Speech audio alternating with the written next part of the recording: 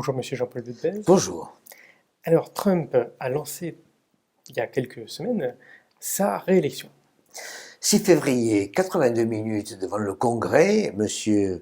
Trump a présenté le discours sur l'état de l'Union, qui est en fait l'ensemble de ses propositions pour les années à venir avec sa réélection. Alors, comme on est à mi-mandat, c'est un moment clé pour voilà, lancer il a la commencé réélection. à dire les choses vont mieux grâce à moi, l'emploi se développe, et puis laissez-moi avancer Sur ma politique.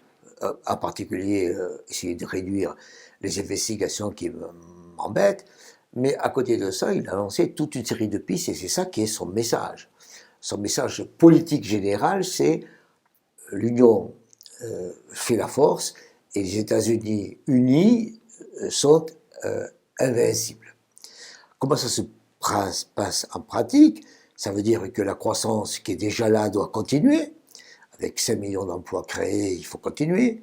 Ensuite, il faut avoir des gains de productivité et d'efficacité sur la santé, avec l'idée de réduire le prix des médicaments et essayer en même temps de réduire le cancer de l'enfant, qui était l'objectif qu'il a lancé.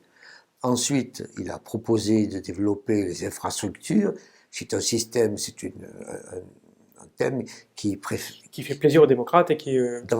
plaisir aux démocrates plus qu'aux républicains d'ailleurs. Simplement, dans les infrastructures, il y a les routes, les ponts, les liens de mur avec le Mexique est moins évidente.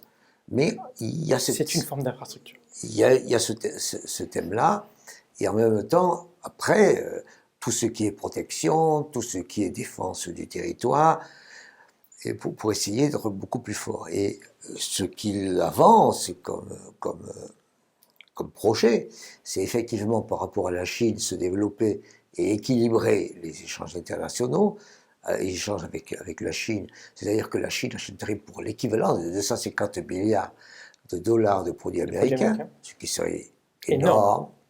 La deuxième chose, c'est qu'ils arrêteraient de voler les idées, la propriété intellectuelle américaine.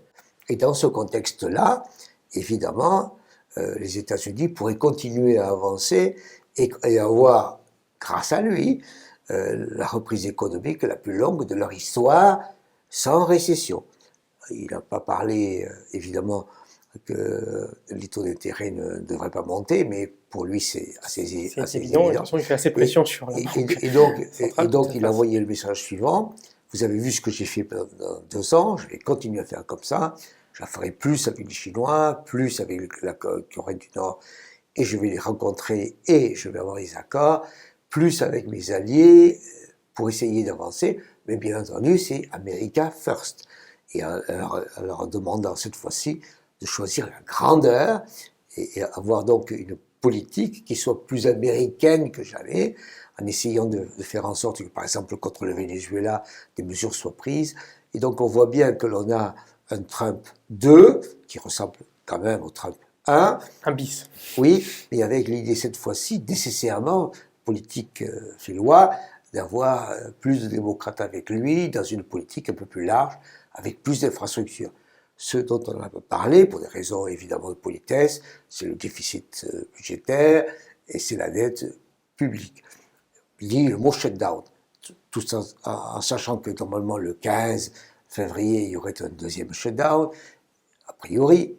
Bon, a priori, il sera évité, mais il faudra voir comment on fait.